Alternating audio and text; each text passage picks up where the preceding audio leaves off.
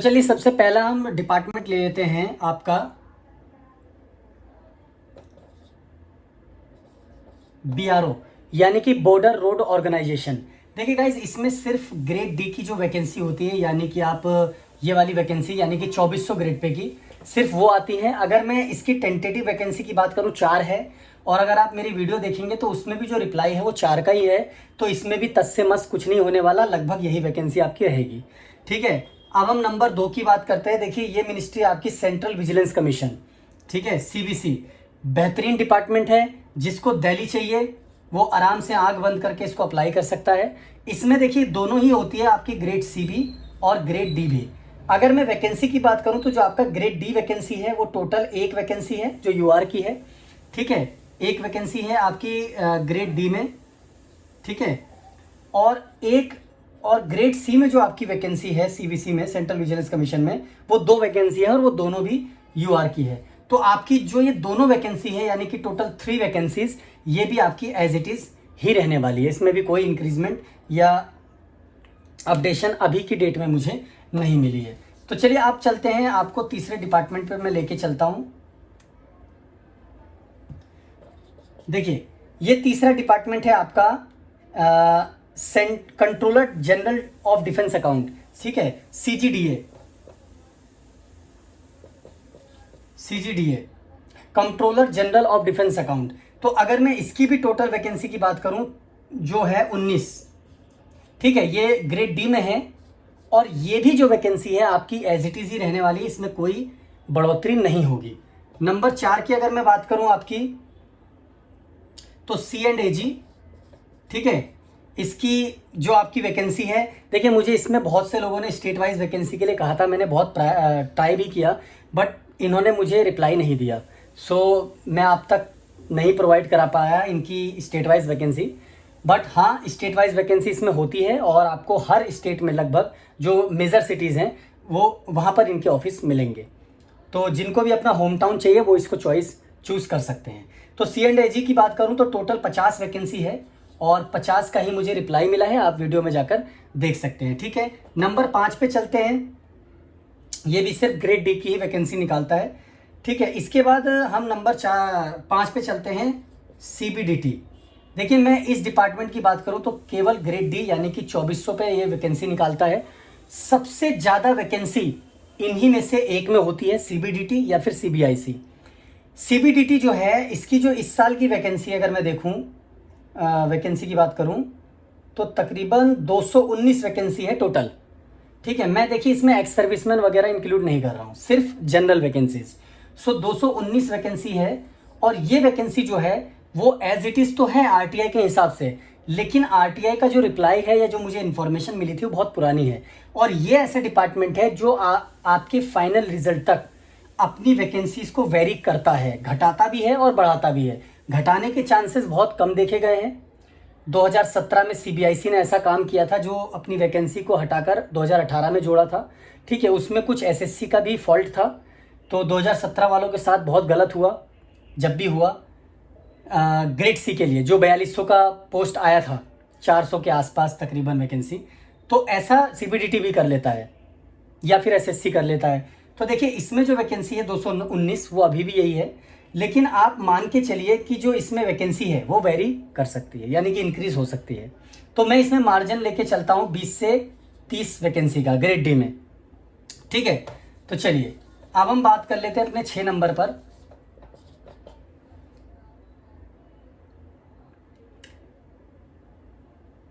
देखिए 6 नंबर पे जो है वो आपका सेस्टेट है।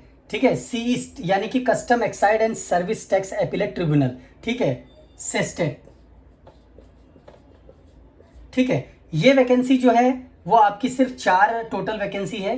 ठीक है, ये भी ग्रेड डी की वैकेंसी है, और ये जो है आपकी जो वैकेंसी है वो 4 जो है अभी फिलहाल वो 4 ही रहने वाली है, इसमें भी कोई इंक्रीजमेंट नहीं होगी। नंबर 7 की अगर मैं बात करूं तो देखिए आपका जो 7 है वो सेंट्रल एडमिनिस्ट्रेटिव ट्रिब्यूनल यानी कि कैट है। देखिए कैट भी मैं बताऊं तो ये ऑल ओवर इंडिया में है। ठीक है ना, ऑल ओवर इंडिया में है, और जिसको होम टाउन चाहिए, सिटी चाहिए मेन, वो इसके लिए अप्लाई कर सकता है। इसकी स्टेट वाइज वैकेंसी मैं बता चुका हूँ, ठीक है, कौन से स्टेट में कितनी है। और अगर मैं कैट की बात करूं तो देखिए गाइस, इसमें आपकी grade C and grade D दोनों ही वैकेंसी होती है, ठीक है। और मैं इसकी जो प्रमोशनल एस्पेक्ट है, यानी कि इसमें प्रमोशन कैसे होता है, उसकी भी मैं वीडियो बना चुका हूं। जिन्होंने नहीं देखी है वो देख सकता है।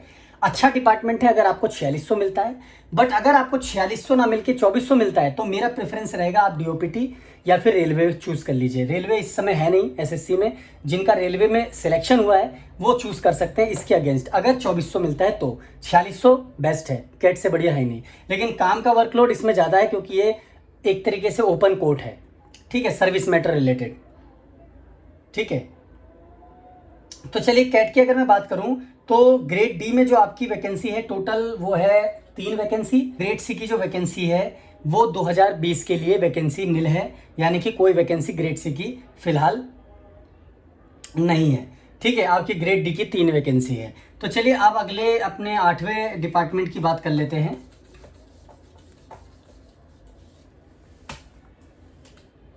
ठीक है, देखिए 8वें डिपार्टमेंट की बात कर लेता हूं मैं। ये है हमारा जल शक्ति, मिनिस्ट्री ऑफ जल शक्ति, जिसमें 1 वैकेंसी है टोटल, ठीक है, मिनिस्ट्री ऑफ जल शक्ति। तो इसमें जो ग्रेड डी की आपकी वैकेंसी है वो 1 है और यही आपकी फाइनल रहने वाली है। इसके बाद मैं अगले डिपार्टमेंट पे चलता हूं, जिसमें आता है आपका agriculture corporation and farmers welfare, ministry of agriculture, ठीक है, मिनिस्ट्री ऑफ एग्रीकल्चर। देखिए मुझे बहुत से लोग ये कहते थे कि मिनिस्ट्री है तो हमारी जो पोस्टिंग है वो दिल्ली में होगी, ऐसा कुछ नहीं है। मिनिस्ट्री का जो हेड ऑफिस होता है वो आपका दिल्ली में होता है, लेकिन इसके जो जोनल ऑफिसेज होते हैं वो आपके अदर स्टेट में भी होते हैं, जहां पर हायर रैंक के ऑफिसर होते हैं और आपकी पोस्टिंग वहां पर भी 99% हो सकती है। तो कभी भी ये मत सोचिएगा कि अगर आगे मिनिस्ट्री लगा है तो आप दिल्ली के लिए पोस्टिंग के लिए आप एप्लीकेबल हैं और आपको दिल्ली में पोस्टिंग मिल जाएगी, ऐसा बिल्कुल नहीं है। हाँ, एक आध सीटें ज़रूर होती हैं, अगर बल्क में 10-12 सीटें हैं तो एक आध सीटें आपके ज़रूर दिल्ली मिनिस्ट्री में होगी, बट सारी नहीं, ठीक है। तो ध्यान से देख कर ही जाइएगा और जो आपका ऑप्शन फॉर्म होगा उसे ध्यान से ही अप्लाई करिएगा। तो अगर मैं मिनिस्ट्री ऑफ एग्रीकल्चर की बात करूं तो इसमें भी टोटल जो है आपकी 5 वैकेंसी थी और ये ग्रेड डी की वैकेंसी थी आपकी, ये भी फाइनल ही रहने वाली है, ठीक है। तो चलिए अब हम बात कर लेते हैं इसके बाद आपका director general of aeronautical quality and assurance. देखिए इसका भी मैं आपको पहले ही बता चुका हूं, ठीक है। जो आपका ये वाला था, यानी कि ये मिनिस्ट्री ऑफ डिफेंस के अंदर में है, directorate general of aeronautical quality assurance, ठीक है, ये भी आपका मिनिस्ट्री ऑफ डिफेंस के अंदर में है। तो इसमें भी जो आपकी 6 वैकेंसी थी, यही 6 वैकेंसी आपकी फाइनल रहने वाली है, ठीक है। जो मैं आपको मैंने इसका वीडियो भी बना चुका हूँ इसके रिगार्डिंग कि आपकी स्टेट वाइज क्या रहने वाली है। चलिए इसके बाद एक और मिनिस्ट्री ऑफ डिफेंस का डिपार्टमेंट है जिसमें टोटल 7 वैकेंसीज हैं, ठीक है, वो है ग्रेड डी की। और ये जो मिनिस्ट्री है आपकी डायरेक्टरेट जनरल डिफेंस स्टेट्स, ठीक है, ये भी आपकी ज्यों की त्यों रहने वाली है। इसके बाद अगर मैं 12वें नंबर की बात करूं आपके डिपार्टमेंट की, तो ये है आपका डीओपीटी। देखिए डीओपीटी यानी कि CSSS कैडर, ठीक है, स्टेनोग्राफर के कैडर को CSSS कैडर कहते हैं, कंफ्यूज मत होइएगा, ठीक है। इसमें कई सारे कैडर हैं। तो देखिए इसमें मैं आपको एक चीज़ बता दूं, इसकी जो वैकेंसी है फिलहाल 132 है टोटल। स्टेट वाइज वैकेंसी कुछ नहीं होती है, दिल्ली में होती है, ठीक है। आग बंद करके जिसको दिल्ली चाहिए लाइफ टाइम अप्लाई कर सकता है। इसकी मैंने स्टेनोग्राफर सर्विस रूल यानी कि प्रमोशनल एस्पेक्ट कैसा है और प्रमोशन किस बेसिस पे होता है उसकी भी वीडियो मैं डाल चुका हूं, आप वो भी देख सकते हैं। सबसे बेस्ट डिपार्टमेंट मैं इसलिए इसे समझता हूं अगर आप 2400 में सिलेक्ट होते हैं और अगर आपको दिल्ली चाहिए तो, ठीक है। AFHQ DOPT बढ़िया डिपार्टमेंट है। मिनिस्ट्री ऑफ एक्सटर्नल अफेयर्स इनसे भी अच्छा है, तो इस एस्पेक्ट में अच्छा डिपार्टमेंट है। वैकेंसी आपकी नहीं बढ़ने वाली, लेकिन जो मैंने आपको DOPT CBDT के बारे में बताया था, DOPT भी ऐसा ही डिपार्टमेंट है। ये लास्ट टाइम अपनी जो वैकेंसी है वो इंक्रीज या डिक्रीज कर सकता है। इसमें भी कई सालों पहले अगर आप इनका डाटा देखेंगे तो ये देखने को मिलता है। तो आप ये भी मान के चलिए DOPT में भी ऊपर नीचे वेरी कर सकता है, लेकिन मैं इस साल के लिए इसमें कोई वैकेंसी अपडेट नहीं करूंगा अपनी तरफ से, यानी कि 132 आपकी फाइनल है, ठीक है। चलिए ये 2400 पे ही निकालता है वैकेंसी, ठीक है। अब मैं आपको, देखिए वीडियो थोड़ी बड़ी हो रही होगी, अगर आपसे रिलेटेड नहीं है तो आप इसे स्किप कर सकते हैं, ठीक है। इसके बाद आता है आपका IMD, ठीक है, इंडिया मेट्रोलॉजिकल डिपार्टमेंट। तो अगर मैं इसकी बात करूं तो इसमें भी टोटल 7 वैकेंसी है ग्रेड डी की, और ये भी आपकी नहीं इंक्रीज होगी, ऐसी ही रहेगी। अगर मैं 14 नंबर इसमें बात करूं तो आपका आता है इंडियन कोस्ट गार्ड, ठीक है, इंडियन कोस्ट गार्ड। तो इंडियन कोस्ट गार्ड में भी जो आपकी वैकेंसी है वो नहीं बढ़ने वाली, जितनी है उतनी रहेगी। ये भी ग्रेड डी की वैकेंसी है आपकी, और इसकी स्टेट वाइज वैकेंसी भी मैं आपको बता चुका हूँ, ठीक है। इसके बाद अगर मैं 15वें नंबर IB की बात करूं, देखिए intelligence bureau state wise vacancy नहीं बताता, क्योंकि RTI में कवर नहीं होता किसी भी इंफॉर्मेशन को पब्लिश करने के लिए, थोड़ा सा सेंसिटिव डिपार्टमेंट है ये, और CBI, ठीक है। इस साल CBI में भी कोई मुझे रिप्लाई नहीं मिला, और ना मुझे IB में मिला, दोनों में ही ग्रेड डी की वैकेंसी निकलती है। डिपार्टमेंट वाइज करूं, रिस्पेक्ट की बात करूं, अच्छी है। काम की बात करूं और प्रमोशनल एस्पेक्ट से बात करूं तो अच्छी नहीं है, बिल्कुल साफ बता रहा हूं। ये डिपार्टमेंट ग्रेड C हो, D हो, ग्रेड C तो नहीं निकालता। खैर, अगर ग्रेड D की बात करूं, आप किसी और डिपार्टमेंट में ले लेना, इसमें मत जाना, क्योंकि प्रमोशनल एस्पेक्ट बहुत स्लो है, क्योंकि हमारा जो कैडर का स्ट्रेंथ है इन डिपार्टमेंट में बहुत कम है। आपको वर्कलोड बहुत मिलेगा। नाम पे जाएंगे तो देखिए, मैं आपको एक सच्चाई बताऊं कड़वी, डिपार्टमेंट आप PMO में चली जाइए, ठीक है, प्राइम मिनिस्टर ऑफिस में, आपको नाम का तबगा लेकर कुछ नहीं मिलेगा। आपकी जो ज़िंदगी है वो बहुत डिसिप्लिन हो जाएगी, और शायद कुछ लोग ऐसे होंगे जो अपनी लाइफ को डिसिप्लिन में नहीं रख सकते, खुल के जीना चाहते हैं, तो ऐसे डिपार्टमेंट से बच के रहिएगा। चलिए, मैं साफ कहता हूँ, क्योंकि ये डिपार्टमेंट डिसिप्लिन मांगता है, आपका डेडिकेशन मांगता है, चाहे आप वहाँ पर पियोन का काम करते हो। तो इस डिपार्टमेंट से बच के रहिए। अगर आपको डेडिकेशन और थोड़ा सा इन्जॉय लाइफ को करना है तो इनसे बच के रहिए भैया, यहाँ इन्जॉय नहीं है, यहाँ सिर्फ काम है और आपका डेडिकेशन है, ठीक है। तो इन डिपार्टमेंट से आपको बच के रहना है।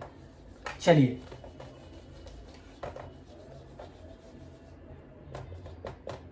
नेक्स्ट पे चलते हैं। देखिए, नेक्स्ट जो है आपका डिपार्टमेंट ऑफ पोस्ट है, ठीक है। इसके दो हैं डिपार्टमेंट ऑफ पोस्ट, इसके दो सेक्शन होते हैं, एक एडमिन और एक SPN। इन दोनों की जो मैं पोस्टें हैं वो आपको बता चुका हूं।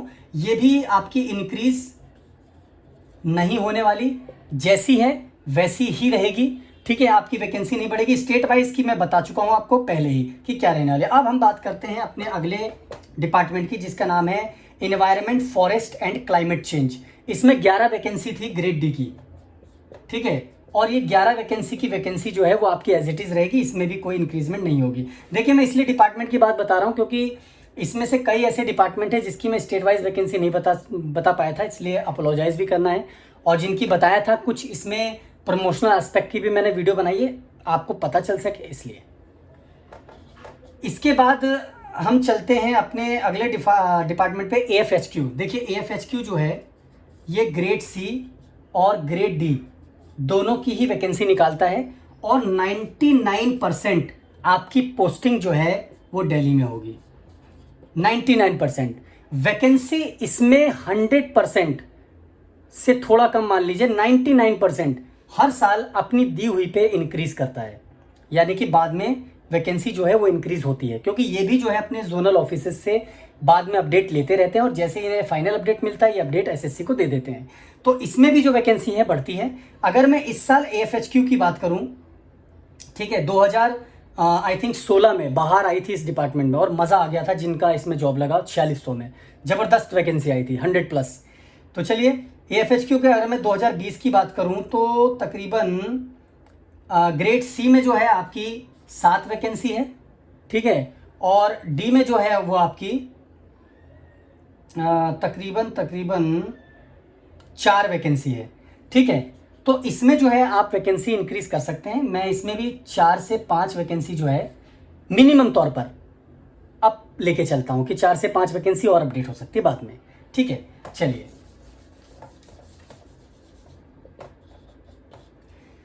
अब हम चलते हैं अपने अलग अदर डिपार्टमेंट में, दैट इज DGHS। इसकी स्टेट वाइज मैं आपको बता चुका हूं, वैकेंसी में कोई इंक्रीज नहीं होगा। ग्रेड D की वैकेंसी इसमें आएगी, ठीक है, और इसकी वैकेंसी मैं बता चुका हूं। सफदरजंग हॉस्पिटल में अगर किसी को काम करना है ये चूज कर लीजिएगा, अगर दिल्ली चाहिए तो, क्योंकि मैं स्टेट वाइज में बता चुका हूं, इसमें सफदरजंग हॉस्पिटल भी इंक्लूडेड है। अच्छी वैकेंसी है, अच्छी खासी वैकेंसी है इसकी टोटल। देखिए, DGHS में इस साल जो वैकेंसी है वो आपकी तकरीबन 19 वैकेंसी है, और इस 19 वैकेंसी में से तकरीबन 8 वैकेंसी आपकी दिल्ली यानी कि सफदरजंग में है। तो आप चूज कर सकते हैं जिनको दिल्ली रहना है, और अच्छा है आपको एक्स्ट्रा बेनिफिट्स मिलेंगे इस डिपार्टमेंट में, जो भी रिस्क अलाउंसेस होते हैं मेडिकल टर्म में, तो वो भी आपको मिलेगा। और हॉस्पिटल है, देखिए रिस्पेक्ट अलग चीज़ है, लाइफ है आपकी, और हॉस्पिटल की जॉब सबसे बेस्ट है।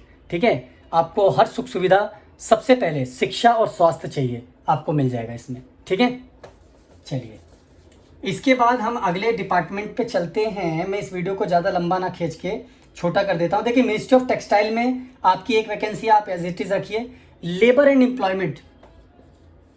लेबर एंड एम्प्लॉयमेंट, देखिए इसकी मैं एक इंफॉर्मेशन आपको दे दूं। लेबर एंड एम्प्लॉयमेंट की अगर मैं बात करूं तो इसकी जो टोटल वैकेंसी है 43 है, जो आपकी ग्रेड डी में रहने वाली है। ठीक है, और इसकी में एक स्टेट वाइज वैकेंसी है जो मेरे पास अभी डाटा है, जो मैं बताना चाहता हूं। देखिए जिसको मुंबई में चाहिए, ठीक है, अगर आपको मुंबई में पोस्टिंग चाहिए तो ये वीडियो मैं उनके लिए बताता हूँ। तो मेरे पास एक डाटा है, मैं आपको बताता हूँ। देखिए ये है, शायद आपको दिख नहीं रहा होगा इसके बारे में, तो मैं आपको बता दूँ कि लेबर एंड एम्प्लॉयमेंट के DGFASLI मुंबई जोन, ठीक है, इसमें तकरीबन आपकी 13 वैकेंसी है जो 2020 की है, रहने वाली है। और इस 13 वैकेंसी में UR की 7 वैकेंसी, SC की 1, ST की कोई वैकेंसी नहीं है, OBC की 2, EWS की 1 रहने वाली है। 2 वैकेंसी ऐसी है जिसका कोई अता पता नहीं है कैटेगरी क्या है, लेकिन ये मैं आपको बता दूं, ये जो वैकेंसी है ये नॉन CSSS कैडर की है, नॉन CSSS कैडर की, यानी कि ये DOPT के रूल्स को फॉलो नहीं करेगा, इनका मिनिस्ट्री के अंडर में होगा। ठीक है, नॉन CSSS कैडर। ये जो 2 वैकेंसी है ये CSSS कैडर की है।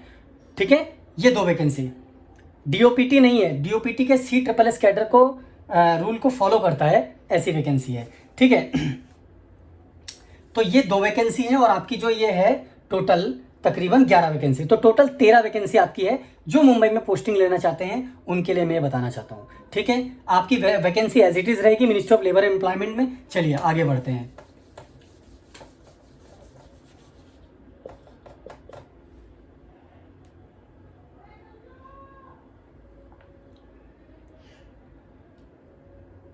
देखिए इसके बाद में स्टैटिस्टिक्स एंड प्रोग्राम इम्प्लीमेंटेशन, इसमें टोटल 10 वैकेंसी थी, ये आपकी एज इट इज रहेगी। उसके बाद आपको मैंने बताया था ministry of housing and urban affairs, ठीक है ना, housing department, housing and urban affairs, इसकी भी मैंने 2 अलग अलग वीडियो बनाई थी, क्योंकि इसके भी डिपार्टमेंट का जो जोन था 7 और +3 इसकी है, वीडियो आप देख सकते हैं। तो इसमें 10 वैकेंसी है, वो भी एज इट इज रहेगी ग्रेड डी की। इसके बाद अगर मैं बात करूं आपकी MEA, देखिए बेहतरीन डिपार्टमेंट, नामी काफ़ी है इसका, और सबसे टॉप मोस्ट अगर मैं स्टेनो की बात करूं, स्टेनो ही नहीं हर कैडर की, आप CGL से जाएं, CHSL से जाएं, या MTS से जाएं, या फिर स्टेनो से जाएं, सबसे बेस्ट। और इसकी मैं बताऊं, देखिए MEA में पोस्टिंग आपकी दिल्ली, ठीक है, 99%। प्रमोशन, देखिए प्रमोशन का इसकी मैंने वीडियो अभी नहीं बनाई है, मैं जल्द बनाऊंगा कि इसमें प्रमोशन कैसे होता है। सबसे बेस्ट डिपार्टमेंट, आप इसे आंख बंद करके चूज कर लीजिए, बेहतरीन। कोई लैंग्वेज नहीं सीखना, कुछ नहीं सीखना, आप प्रोबेशन क्लियर करने के बाद ऑल ओवर द वर्ल्ड कहीं भी पोस्टिंग ले सकते हैं, जहां पर आपको अपॉर्चुनिटी प्रोवाइड मिल जाए, यानी कि अपॉर्चुनिटी मिल जाए।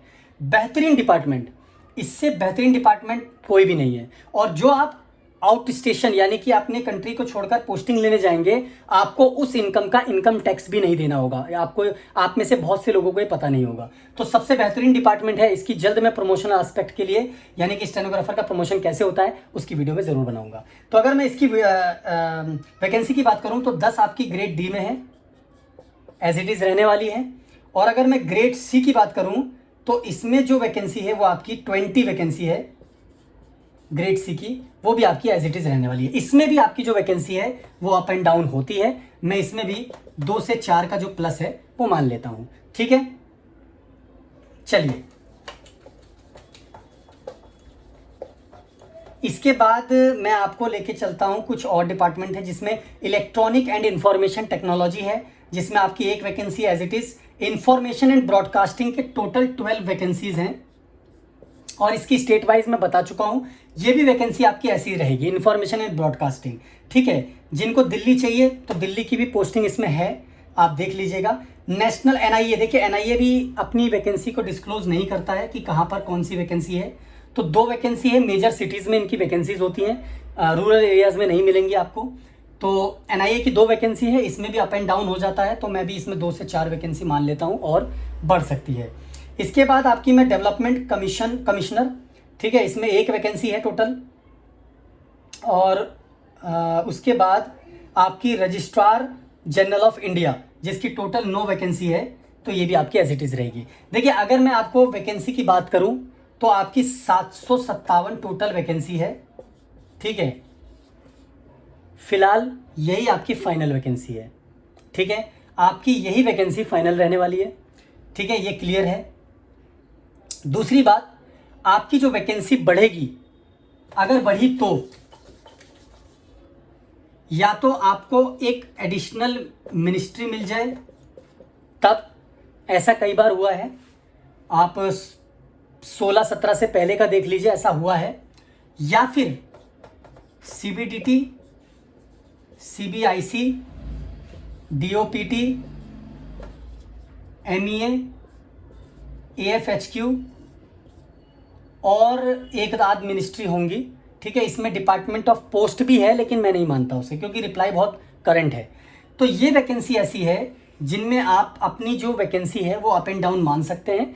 तो इसके हिसाब से मैं आपकी 20 से 30 वैकेंसी जो है तकरीबन मान के चलता हूँ कि आपकी जो है वैकेंसी वो 800 को टच कर देगी ग्रेड डी में। और अगर मैं ग्रेड सी की बात करूँ तो आप उसमें भी 10 से 15 प्लस मान लीजिए, तकरीबन वो भी 100 प्लस आपकी टच हो जाएगी। 2021 और 22 का एग्ज़ाम आने वाला है। आपकी जो एप्लीकेशन है वो बहुत जल्द शुरू होने वाली है। उसकी वीडियो मैं बहुत जल्द बताऊंगा कि उसमें क्या वैकेंसी और कैसी रहने वाली है। तो वीडियो को, अगर आपको ये वीडियो अच्छी लगी है तो लाइक और शेयर ज़रूर कर देना। अगर आप चैनल पे नए हैं तो चैनल को सब्सक्राइब ज़रूर कर लें। Thank you so much.